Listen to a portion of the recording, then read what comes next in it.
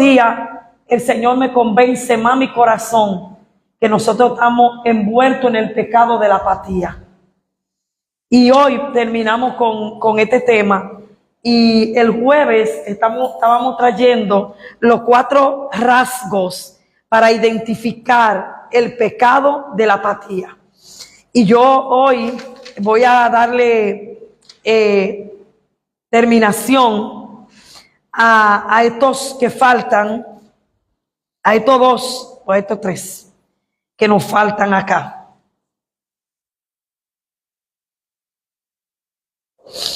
Y vamos hoy a tratar, nosotros tratamos, para aquellos que no estuvieron, que yo no creo que faltaron, hubieron más el otro jueves, solo Eliana no estuvo, y estábamos dando, Eliana, el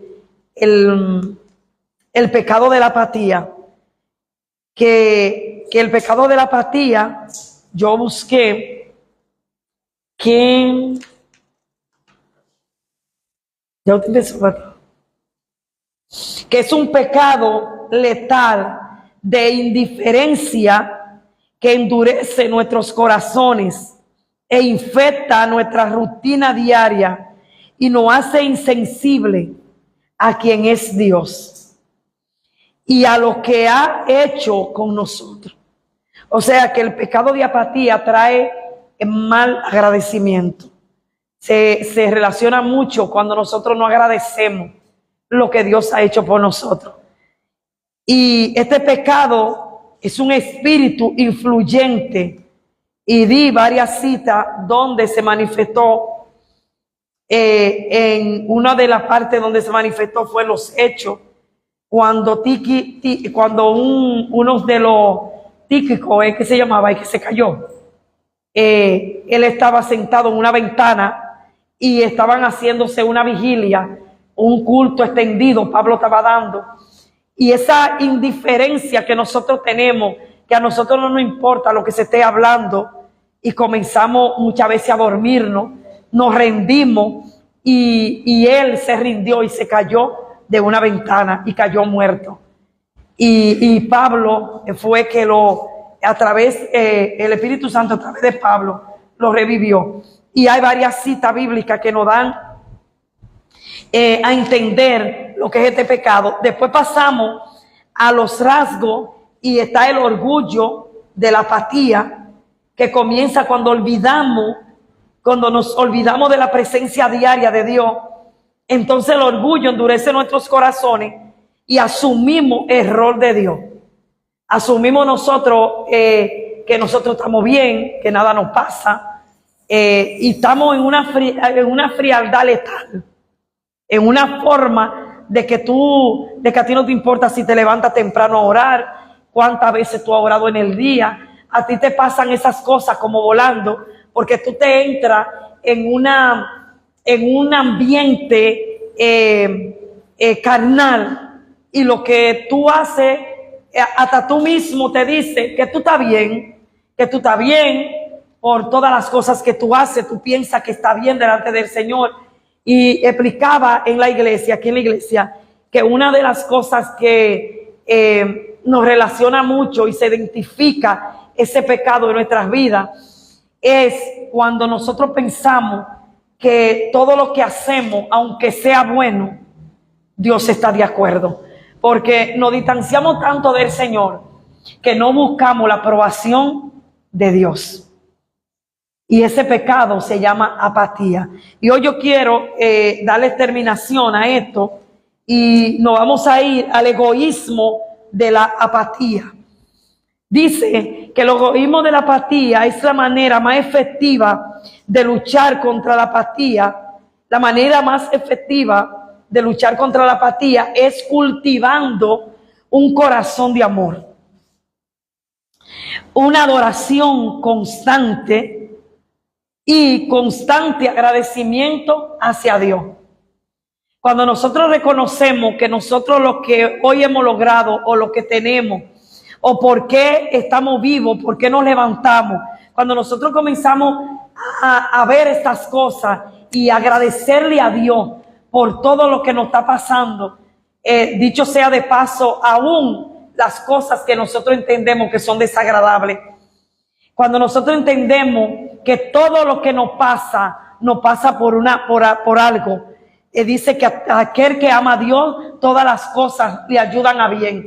Cuando nosotros comenzamos a meditar en la palabra del Señor en nuestra vida, por ejemplo, que usted salga de aquí rumiando lo que es el pecado de apatía, usted va a diferenciar de una vez lo que está pasando en su vida.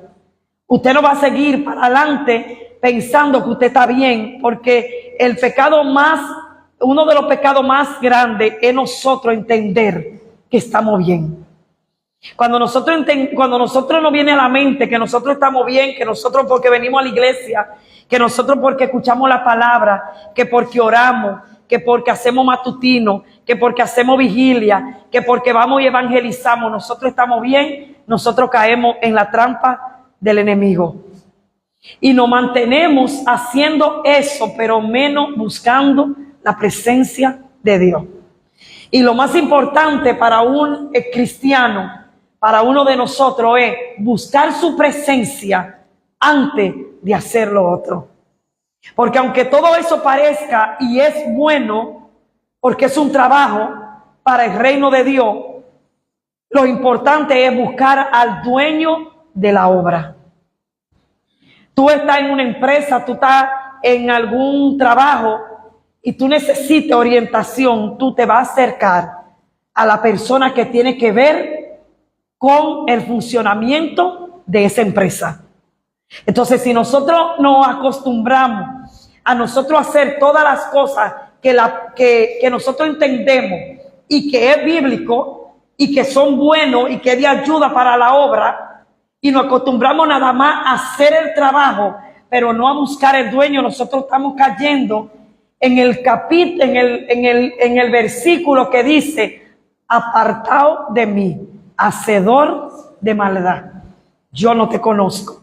Y hemos explicado bastantes veces aquí qué es la palabra conocer.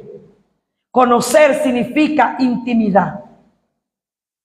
Y se usaba en aquel tiempo en las doncellas, en las mujeres que se casaban o que tenían una relación. Ustedes lo pueden encontrar cuando José no había tenido relación con María y María había salido embarazada. Y se sabía que él no había conocido a María. O sea, que no había tenido una relación sexual con María. Y eso mismo se aplica para la relación con Dios. Cuando Él te dice a ti: apartado de mí, yo nunca te conocí. Entonces, en esa lectura dice que ellos le decían al Señor: pero tuvimos haciendo tu trabajo, sanamos personas, levantamos los muertos, curamos enfermos, en tu nombre echamos demonios. Claro, Él le dice: claro que sí, pero con todo y eso yo nunca lo vi.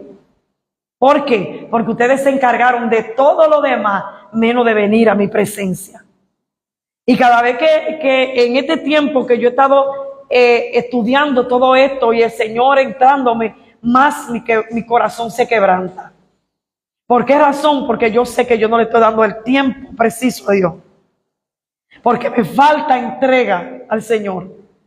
Hacemos cosas que sí están bien, visitamos gente, nos pasamos el tiempo haciendo servicio, damos los servicios, porque la Biblia habla del servicio, habla de nosotros ayudar a los demás, de nosotros dar y darnos, y todo eso es bíblico. Pero mi relación con Dios tiene que estar primero que todo eso. Amén, iglesia.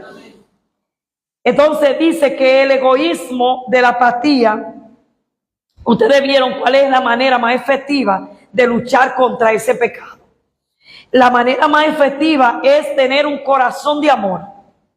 Que la manifestación del amor de Dios se manifieste dentro de nosotros. y que nosotros podamos dar agradecimiento a Dios. Que no nos cansemos todos los días de llenar nuestra boca de agradecimiento a Él. El poner en primer lugar es otra forma de nosotros venir en contra. El poner en primer lugar a Dios. Dice, el poner en primer lugar nuestro deseo de comodidad.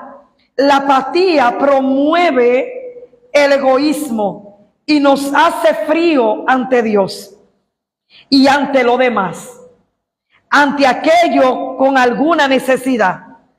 Así experimentamos la ausencia de misericordia hacia lo demás. Cuando nosotros no vemos, que nosotros vemos personas enfermas y que usted no tiene una inclinación, que tú no tienes una motivación para tú orar por esa persona, el pecado de apatía está en tu vida. Porque el pecado de apatía es una indiferencia.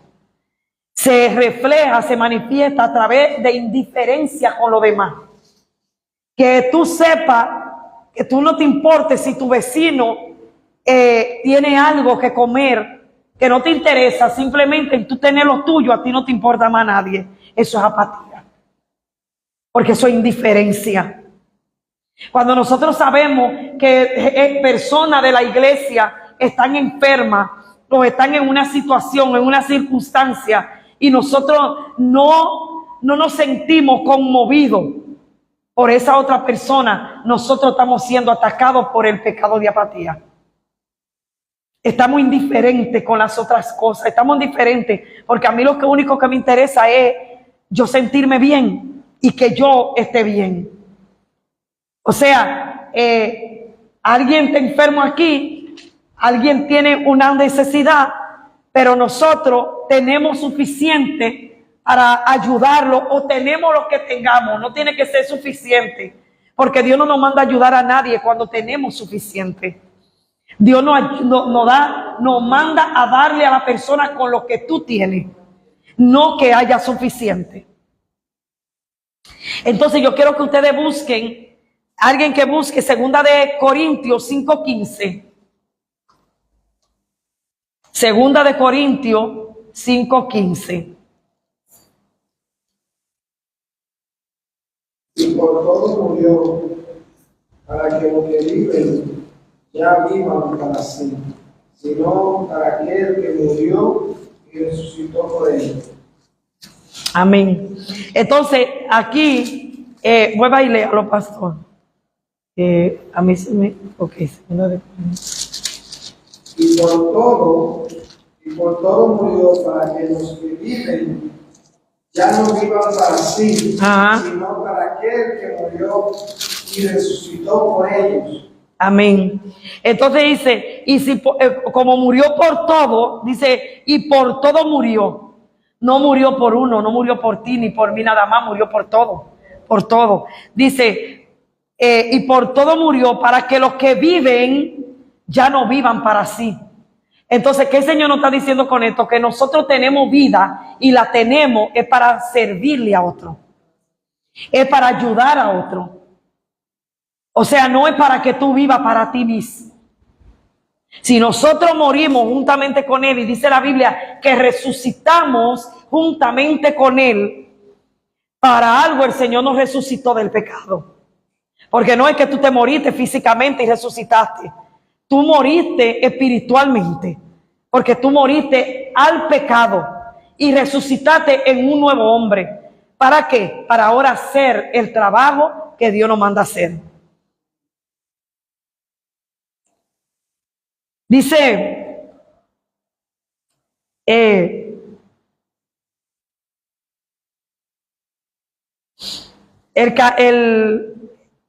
14, pastor, lea el 14. Porque el amor de Cristo nos constriñe, pensando esto, que si uno murió por todos, luego todos murieron. Exacto.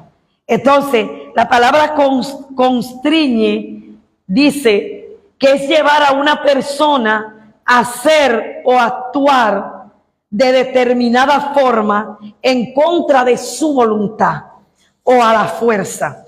O sea, que el amor de Dios nos obliga. El amor de Dios que está en nuestros corazones no, nos obliga, si así podría decirse, a hacer su voluntad y no la tuya y la mía. O sea, el significado es llevar a una persona a hacer o actuar de determinada forma en contra de nuestra voluntad. Nosotros sabemos que cuando nosotros venimos al Señor, ya no es nuestra voluntad la que permanece, es la voluntad de Él. Ya no eres tú ni soy yo, es Cristo en nosotros.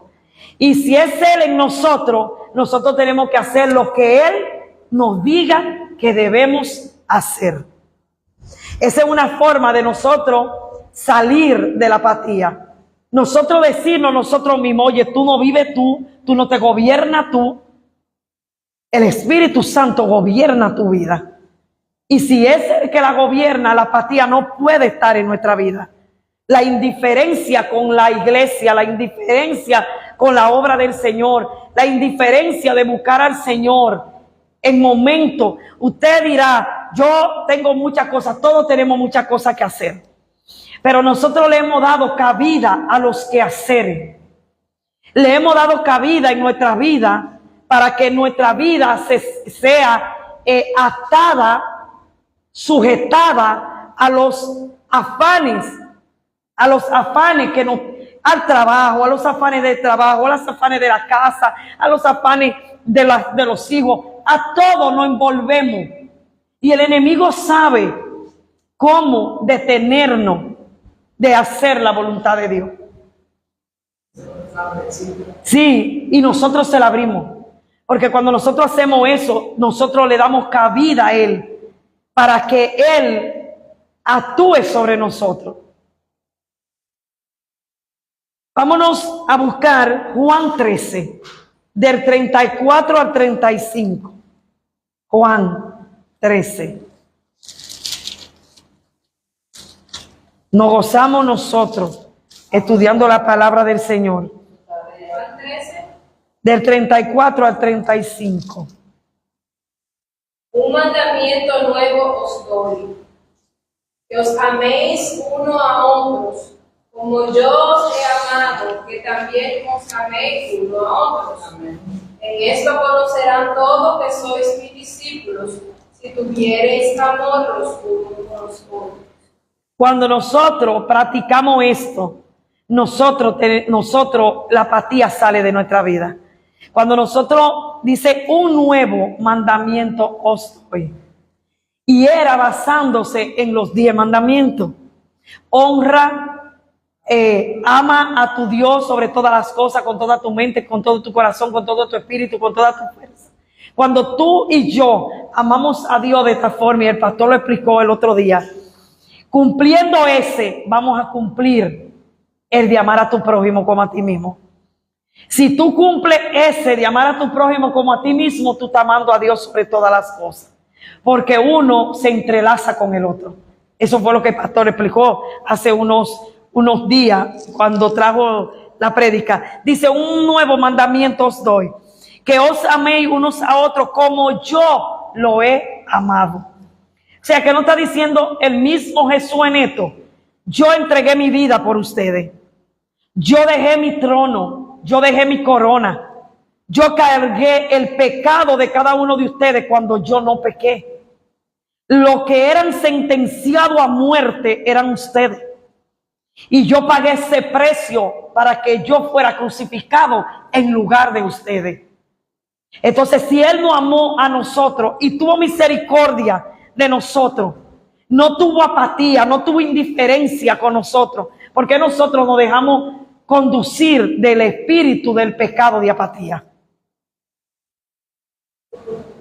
El Señor está haciendo un llamado a la iglesia. Yo espero que la iglesia Monte de Cristo, que todavía está en su casa, se conecte y escuche el mensaje que Dios nos está mandando. Dios nos está hablando a nosotros. Yo no tengo que ver con el que está allá afuera. Yo no tengo que ver que a otra iglesia. Yo tengo que ver con el rebaño que Dios nos puso en nuestras manos. y que Él nos está llamando a nosotros a revisarnos, a hacer una revisión en nuestra vida, para nosotros darnos cuenta de qué pecado estamos siendo engañados. Porque muchas veces pensamos que estamos bien, pero estamos envueltos en pecado. Cuando el amor de Dios se perfecciona y se manifiesta en nosotros, podemos ayudar a otros. Mientras el amor del Señor no está perfeccionado en nuestra vida y nosotros no sentimos ese sentimiento por el otro, de ayudarlo, de buscarlo, de saber de él, de ir y orar por él. Cuando nosotros vamos a lugares que hay personas enfermas y nosotros sabiendo que tenemos el poder, que Dios ha puesto el poder en nosotros, y nosotros no nos atrevemos a acercarnos a esa persona y decirle, ven, lloro por ti. Porque nosotros no estamos seguros de lo que Dios ha puesto en nuestras vidas. O ya tenemos ese pecado de apatía y entonces no queremos como, bueno, ya está aquí en el médico, que el médico solucione. Pero Dios nos mandó a nosotros. ¿Entienden? En el tiempo de Jesús también había médicos. Y Jesús como quiera sanaba. Ya la medicina existía, ya la ciencia existía. Y como quiera Jesús se movía a hacer la voluntad del Padre. Y esto fue lo que llevó a Jesús a ser famoso. No queremos fama simplemente para nosotros vanagloriarnos. Queremos ser reconocidos, pero que Cristo sea reconocido en nosotros. Que las personas sepan que nosotros tenemos ese poder que Dios nos ha dado, de nosotros ayudar a otros, de nosotros orar. Nosotros confiamos plenamente en que Wilkins se va a parar, en que el Señor va a hacer la sanidad completa en Wilkins, si esa es su voluntad. Pero nosotros no nos hemos quedado sin dejar de orar por Wilkins. Debemos hacerlo y no nos hemos quedado de darle vuelta a Wilkins. Él está ahí y lo cojo a él de ejemplo. Nunca, no hemos dejado de darle vuelta. El pastor siempre anda dándole vuelta a él. Y no le toca simplemente al pastor, nos toca a cada uno de nosotros.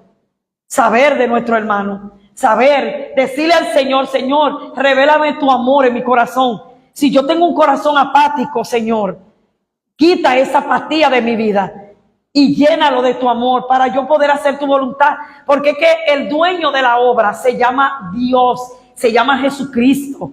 Es el dueño de la obra. Los dueños de la obra no somos nosotros. Y si nosotros como obreros en su obra, nosotros vamos delante de su presencia y le pedimos al Señor que nos escuche, que queremos que Él haga ese cambio en nosotros, ¿ustedes creen que Dios no lo va a hacer? Claro que lo va a hacer, porque dice su palabra que Él inclina su oído para escucharnos. Y también dice, clama a mí y yo te responderé. O sea que cuando nosotros clamamos al Señor, Él no se queda sin respondernos. Amén. Ahora vámonos, ya vimos el egoísmo de la apatía. Ahora vamos a ver la mentira de la apatía. Porque acuérdense que es un espíritu de pecado. La mentira de la apatía consiste en motivarnos solo nuestro buen comportamiento, en mostrarnos solo nuestro buen comportamiento y buenas obras, para decirnos todo está bien. ¿Qué es lo que hace el pecado de la apatía? Yo le dije algo ahorita. Nos muestra que lo que tú estás haciendo lo estás haciendo bien. Y tú comienzas a verte y te refleja en que tú vienes a la iglesia, en que tú no faltas a la iglesia, en que tú vienes a los cultos, en que tú vienes y limpias, que no se está haciendo eso, que tú vienes y das el servicio a la iglesia, que si alguien está enfermo tú vas y das el servicio a un enfermo, que tú vas y oras, todo lo que yo dije ahorita. Todo eso consiste en la mentira de la apatía. ¿Por qué? Porque consiste en mostrarnos lo que nosotros estamos haciendo. Pero nada más nos muestra lo que estamos haciendo, no lo que nos falta. ¿Y qué es lo que nos falta? la búsqueda con Dios. Entonces nos entusiasmamos tanto en lo que estamos haciendo que olvidamos lo más importante, lo que yo le dije ahorita, la búsqueda y la intimidad con Dios.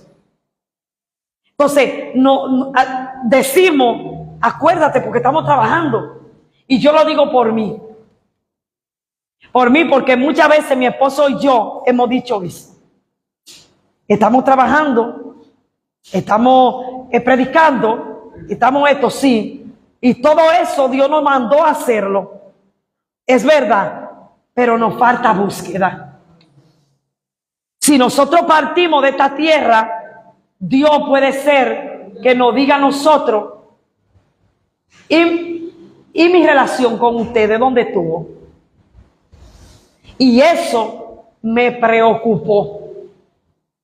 Eso me preocupó cuando yo estaba sacando el estudio. Porque yo dije, verdad, Señor, somos muy servidores. Mi esposo es un servidor de primera. Porque lo sabemos. Es donde quiera que haya que ir a ayudar, él ayuda. Pero eso no es lo que lo va a salvar a él. Porque eso es obra. Y dice la Biblia que la obra sin fe es muerta. No es por obra. Y no es por obra para que nadie se gloríe. Que ese versículo está ahí.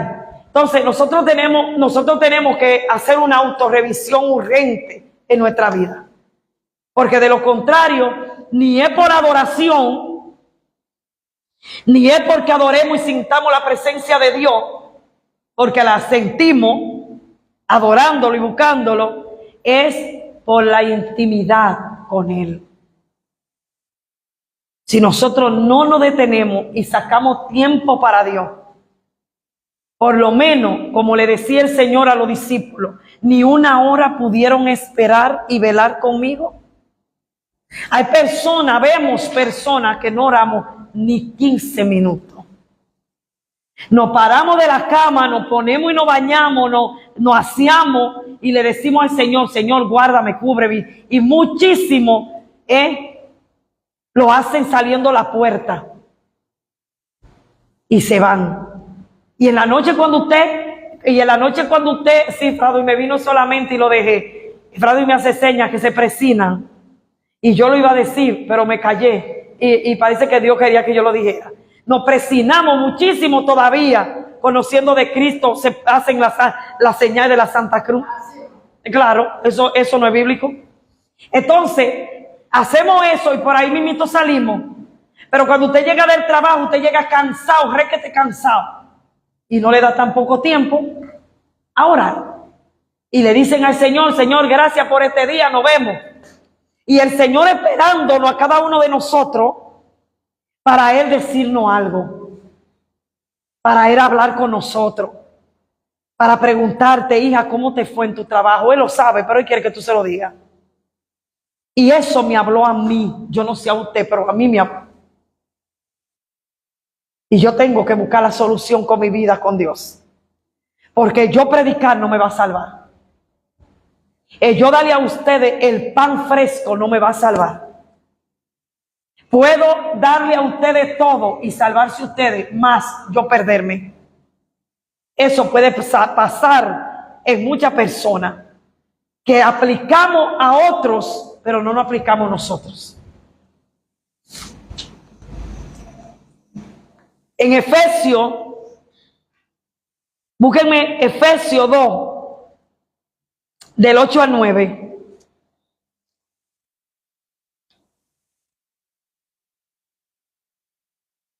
Eso no es así como cada presencia de Dios. Sí, para que sepa. Efesios 2. ¿Alguien lo lee? Del 8 al 9. Dale, Eliana, si tú lo tienes. Porque por gracia sois salvos por medio de la fe.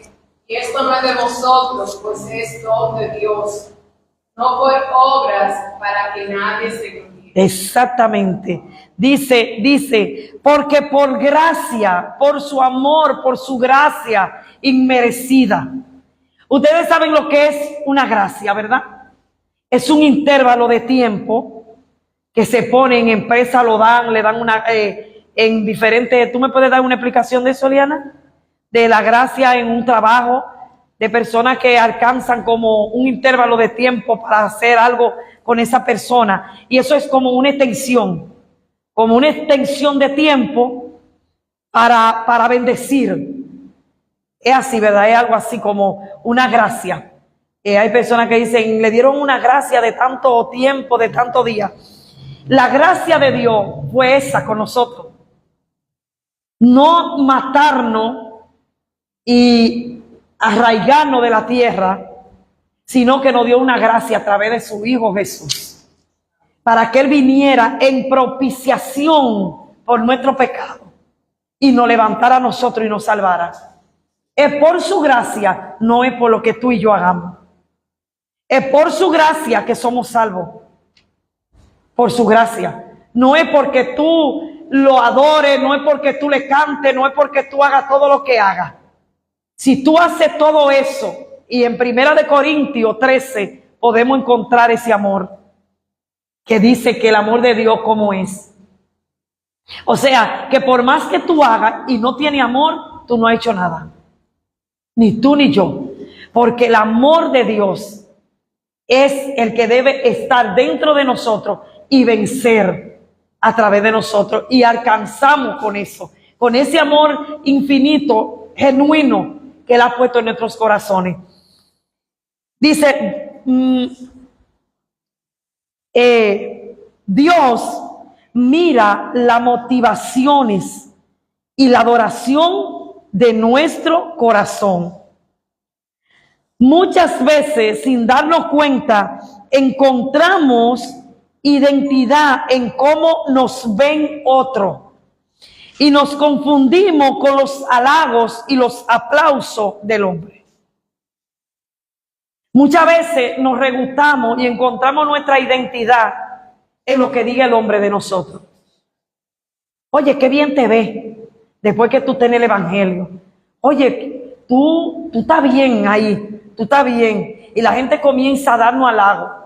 Y hasta cuando nos ven predicando en las redes, oye, qué mensaje. Pero la gente y la persona, nosotros los seres humanos, nos confundimos tanto. Yo le pido al Señor, cuando yo vine al Señor, en mí, la mayoría de personas tenemos un versículo bíblico que nos identificamos. Yo no sé cuál a ustedes lo identifica, pero a mí, desde que yo vine al Señor, fue ese: apartado de mí, hacedor de maldad. Yo me preguntaba a veces, yo decía, ¿por qué a mí me gustó ese versículo? Pero después que yo estoy estudiando, es que yo entiendo por qué a mí me gustó eso. Porque Dios me lo puso a mí, que me gustara, para que yo misma me refleje en Él. Para que yo nunca piense que por lo que yo hago aquí detrás de este púlpito, yo piense que yo estoy bien. Cualquiera puede pararse detrás de este púlpito y estar en pecado, estar adulterando, estar fornicando, estar robando.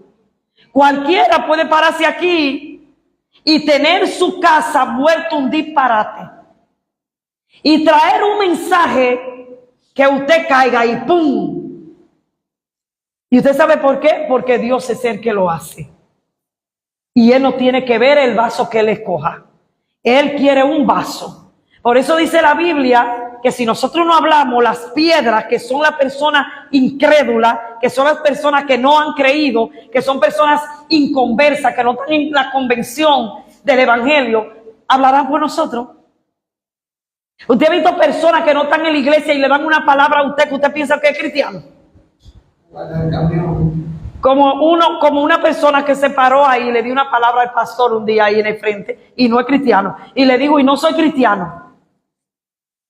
Pero sentí decirle eso a usted. Entonces el pastor decía, oye, una piedra. Porque el Señor, a quien Él quiera para hablarnos. Y el pastor se sintió muy regocijado con lo que le dijo. Porque era bíblico. Entonces nosotros tenemos que tener mucha cuenta con eso. Nosotros todos los días debemos estar desnudos ante la presencia de Dios. Porque no sabemos si nosotros, esta noche, uno de nosotros ya no esté. Por lo que hacemos, dice, y los aplausos del hombre, por lo que hacemos en la iglesia o en nuestros tiempos devocionales y oraciones, aunque sean buenas, no sirven de nada sin la correcta motivación de conocer a Dios y disfrutar de Él. Nada de eso, nada, sirve para nada. Nada de lo que hacemos sin la correcta motivación de ¿qué? De conocer a Dios y disfrutar de Él. Ahora, todo eso comienza a tomar sentido cuando todo lo que hacemos, lo hacemos buscándolo a Él. Porque cuando nosotros lo buscamos, Él mismo te direcciona. Él mismo te dice, a esto, a lo otro. Se te revela Él mismo. Y tú traes una palabra, pero tú traes una palabra, tú llena de Él. Porque ya Él habló contigo. El Señor, cuando yo saqué ese tema, el Señor me dijo, la iglesia está pasando por el pecado de la apatía.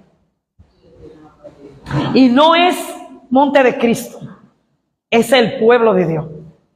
Es la iglesia de Jesucristo que está pasando por el pecado de la apatía.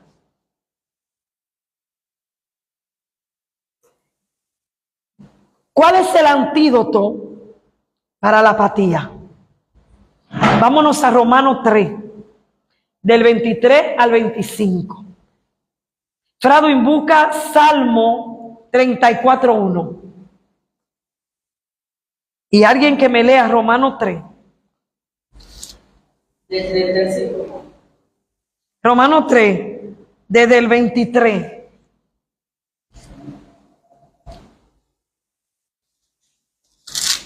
Alguien lea 3:23 al 25.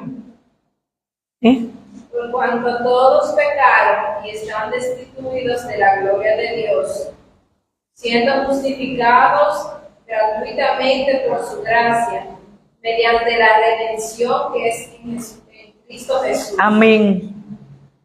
Dice, por cuanto todos pecaron, estamos destituidos de la gloria de Dios. Nosotros estábamos apartados de su gracia, de su amor. Ya nosotros no teníamos una relación con Dios por el pecado. El pecado nos aparta de la gracia del Señor.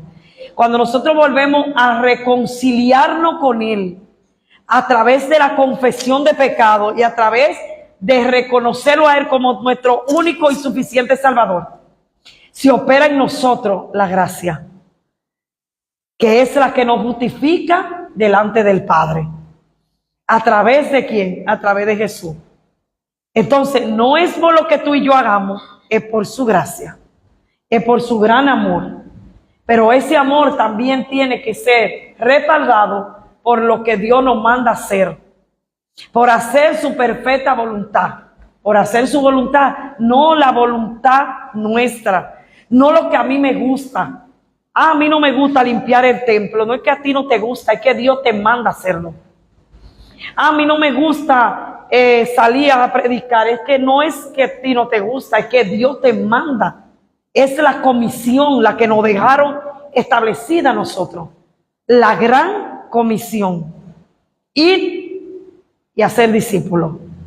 Esa es la gran comisión. Y el que no lo hace está mal delante de Dios. Porque es que ese fue el llamado que nos hizo. Él nos hizo un llamado de nosotros ir y predicarle a otro para que esa vida se salve también. La esperanza de saber que Cristo pagó el precio de nuestro pecado. En Romanos 3:23 se ejecuta esa esperanza. Es la esperanza de saber que Él lo pagó y que ya está pago. Ahora, Él lo pagó, pero tú tienes que, ¿qué tenemos nosotros que hacer para recibir ese regalo inmerecido? Aceptarlo a Él. Aceptarlo y obedecerlo. No simplemente de que yo soy cristiana, ya yo pertenezco a la iglesia Monte de Cristo. Eso no tiene que ver nada. Eso no hace nada. Es lo que nosotros hacemos con Él y para Él. ¿Con Él qué? Tener relación. ¿Y para Él qué? Trabajar. Trabajar en su obra. Decirle, Señor, ¿para qué tú me quieres? ¿Qué tú quieres que yo haga en Monte de Cristo? ¿Qué tú quieres que yo haga en la obra que tú me pusiste, Señor? Dime que yo lo voy a hacer. Y ser fiel en lo que tú decides hacer. Ustedes saben que aquí se empezó muy bien limpiando el templo. Y como yo dejé de mandar la lista, todo el mundo se paró de limpiar el templo.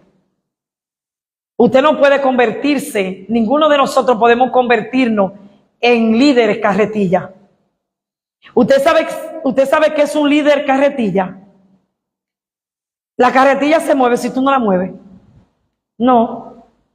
Entonces, a la carretilla hay que tomarla y empujarla para que pueda funcionar. Y así habemos muchos de nosotros que tenemos que ser empujados para poder hacer lo que Dios nos manda. Esa es la carretilla. Y yo no creo que una iglesia marche uno empujando a otro, porque nos vamos a cansar todos y nos vamos a quedar. Ustedes han visto carretillas que no funcionan, que por más que usted le empuje se clavan en el suelo, se ponen oxidadas. Los hierros se oxidan y no quieren funcionar. Así que nosotros tenemos que hacer una revisión aquí. Y termino con esto. La manera más efectiva de luchar contra esta actitud, porque la apatía es una actitud del corazón de nosotros. Es un pecado letal que invade nuestros corazones. La manera más efectiva de luchar contra esta actitud de apatía es cultivar un corazón de amor, de adorador y constante agradecimiento hacia Dios, que fue lo primero que yo le dije. Y vámonos a Salmo 34:1, Fradwin. Bendeciré a Jehová en todo tiempo. Su alabanza estará de continuo en mi boca. Amén. Entonces, ahorita dijimos agradecimiento a Dios, ¿verdad? Todo el tiempo agradecido de Dios, de todo lo que el Señor hace, de lo que no nos permite, de lo que permite, de lo que viene en camino, de todo. Dice, un continuo agradecimiento. Vuelve y léelo, Fradwin. Bendeciré a Jehová en todo tiempo. Su alabanza estará de continuo en mi boca. Y alabanza no es cantar. No es simplemente tú ponerte con un radio el día entero en tu casa y después que tú lo apagues, haga otra cosa. Alabanza es tú darle gracias al Señor. Cuando tú vives en tu diario vivir, Señor, gracias. Mira, Señor, gracias por esto, gracias por lo otro, gracias por mis hijos, gracias por lo que tú has hecho conmigo, gracias por ese cambio que tú has dado en mi vida. Gracias, Señor, porque tú transformas mi vida, gracias porque tú transformas mi corazón. Eso es agradecimiento, eso es una alabanza. Alabanza no es tú comenzar a cantar, porque muchas veces nos confundimos con la adoración y la alabanza al Señor. La alabanza más genuina al Señor y la alabanza y la adoración es agradecimiento. Agradecerle en todo momento, estar agradecido de Él. Continuo es porque no se para, es continuo. Continuo, no importa las horas, no importa que tú estés durmiendo y que tú te despiertes en medio del sueño y tú te... Sí. Yo digo de madrugada, yo despierto de madrugada. Y tú hablas, y tú estás hablando, porque tu espíritu está en eso. Cuando... Mami, ¿qué fue? ¿Qué pasó? Le oramos. ¿Y qué diablo? No. Claro, eso es una manera de agradecimiento a Dios. Tú vives muy agradecida de lo que Dios hizo por ti. Entonces, nosotros tenemos que vivir así. Cuando tú despiertes, que lo que haya en tu boca sea una alabanza para el Señor. Que cuando tú despiertes, Wilkin, tú te sientas que aunque tú estés en esta situación, en este tiempo así, con tu cuerpo que sabemos que está dolorido, que a veces está por el suelo, que en tu boca, en vez de tú preguntarte por qué, tú digas ¿para qué? Gracias, Señor. Porque muchas veces nada más le preguntamos al Señor ¿por qué? ¿Y por qué a mí? Porque no era otro, era a ti. Y nosotros debemos decir, Señor, ¿para qué? Esa debe ser la palabra que esté en nuestros corazones. ¿Para qué estoy pasando por esto? Y la prueba me fortalece. ¿Qué tú quieres, Señor, que me ha hecho pasar por esto? ¿Para qué? Quitemos la palabra ¿por qué? Yo le doy gracias a cada una de esas personas que han estado conectados hoy con nosotros, declarando que cada palabra que Dios ha traído en esta noche ha sido de mucha bendición para la vida de ustedes. Que usted, si usted no es cristiano y usted vive aquí en Montecristi, venga para acá, venga a visitarnos, venga a escuchar la palabra. Es necesario que nosotros nos alimentemos, y más en este tiempo que las cosas se están tornando bien difíciles. Todo el tiempo han habido cosas difíciles, pero estamos en unos tiempos muy difíciles. Y sabemos que el Señor anhela que nosotros nos sentemos a escuchar su palabra, para que nosotros podamos alimentarnos